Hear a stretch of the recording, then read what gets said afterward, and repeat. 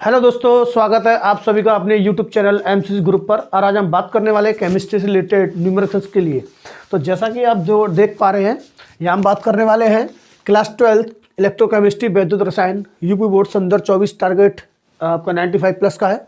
तो numerical session start हुआ है, जिसके लिए फॉर्मूला है। कुछ फॉर्मूले हमने बोर्ड पर रख रखे हैं, इनको आप ईजिली आराम से देख लें, अच्छे से स्क्रीनशॉट ले लें और इनको कॉपी में नोट कर लें। जैसा कि पहला फॉर्मूला है नेंसट समीकरण, जिसको हम बोलते हैं E cell is equal to E not cell minus 0.0591 upon n log Q. E cell की बात करें तो यहाँ ई सेल है आपका सेल विभव, या इसको हम बोलते हैं ई एम एफ यानी विद्युत वाहक बल, यानी कि electric motion force. E not cell is equal to होता है आपका मानक सेल विभव, एन स्थानांतरित इलेक्ट्रॉनों की संख्या।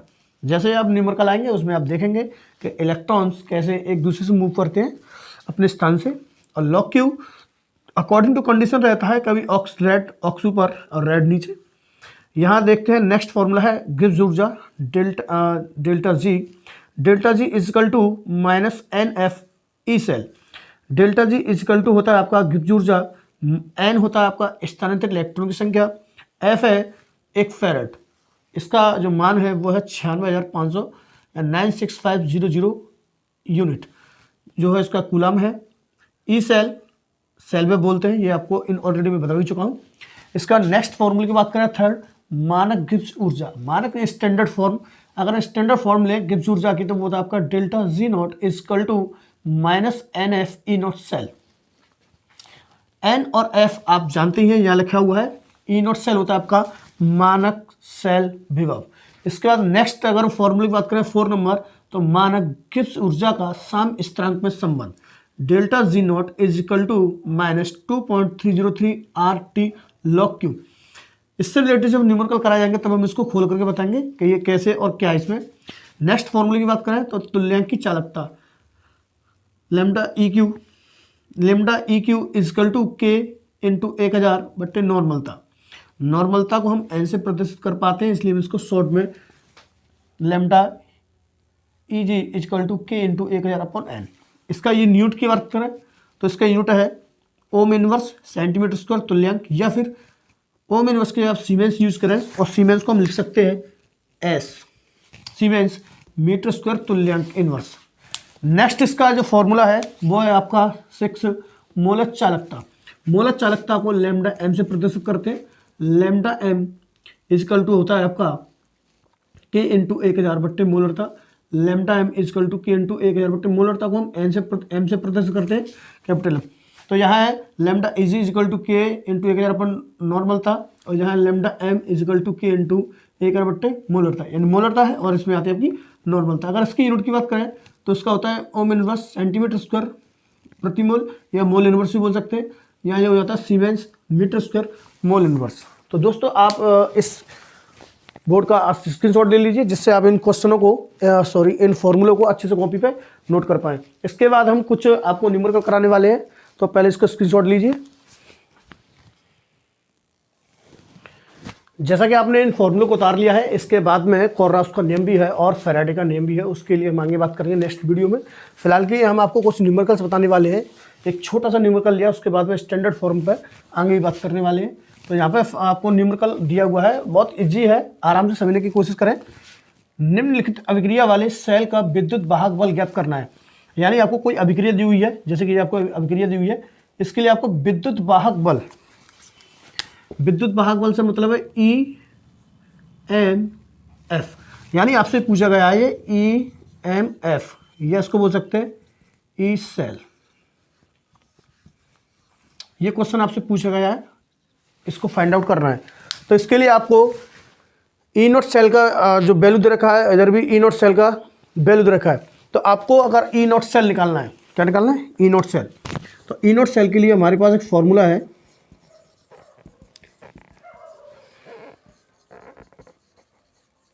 Cathode minus E nought anode, या फिर इसको हम लिख सकते हैं E not cell is equal to E nought red minus E nought ox. अब रेड क्या है, ऑक्स क्या है, उसको समझने का प्रयास करें। जैसे कि आपके पास ये रिएक्शन दी हुई है Zn, एस से मतलब होता है ठोस यानी सॉलिड, यानी ठोस फॉर्म में। ये किससे मतलब होता है आपका एक्वस, एक्वस से मतलब है जलीय विलयन, एक्वस से मतलब आपका जलीय विलयन। तो जैसा कि आपको ये रिएक्शन दी हुई है, पहले इस रिएक्शन को देखते हैं। तो यहाँ क्या हो रहा है, Zn+2 बना रहा है, यानी कि ये यहाँ से अपने Zn+2 बना रहा है, तो यहाँ से कहीं ना कहीं अपने 2 इलेक्ट्रॉन निकालना होगा। ठीक है, तो उसको अलग अलग करके देखते हैं वो कैसे होता है। ये जो आपका Zn है वो Zn से Zn+2 कर रहा है, यानी कि ये 2 इलेक्ट्रॉन इसने दान किए होंगे। अगर इधर बात करें Ag+ और इधर आपका Ag, जो Ag+ या Ag है, तो यानी कि इसने क्या किया हुआ, यहाँ पे 1 इलेक्ट्रॉन ग्रहण किया हुआ। अब इसको बैलेंस करना है, जैसे यहाँ 2 इलेक्ट्रॉन है, यहाँ पे 1 इलेक्ट्रॉन है, तो इसको बैलेंस करने के लिए हमने क्या किया, पूरे में 2 का मल्टीपल कर दिया। 2 का मल्टीपल करते इधर से 2, ये भी 2 और ये भी 2, ये कुछ इस प्रकार से आ जाएगा। तो यहाँ पर देखा गया यहाँ से इलेक्ट्रॉन दान हुए, तो दान होता है तो उसको बोलते हैं ऑक्सीडेशन, और इधर इलेक्ट्रॉन ग्रहण हुए हैं तो उसको बोलते हैं रिडक्शन। या ये कह सकते हैं जो डैनियल सेल है या गैल्वेनी सेल है, उसमें हम देखते हैं जहाँ आपको ऑक्सीडेशन होता है वो एनोड होता है, एनोड जो आपका इलेक्ट्रोड है उस पर हुआ, और जो रिडक्शन है वो आपके कैथोड पर होता है। ठीक है, तो इस तरह से आप देख सकते हैं कि जो आपका ऑक्सीडेशन है वो जिंक पर हुआ है, और जो रिडक्शन है वो आपका Ag इस पर हुआ है। तो यहाँ से हम फॉर्मूले की अगर बात करें तो यहाँ आपको पता चल चुका होगा कि Zn ये यहाँ किसका कार्य कर रहा है, ऑक्स का या रेड का। तो यहाँ में पता लग गया ऑक्स का काम कर रहा है। किसका काम कर रहा है, ऑक्स, ऑक्सीडेशन हुआ इसका, तो ये ऑक्सीडेशन की वैल्यू हो गई, और ये आपकी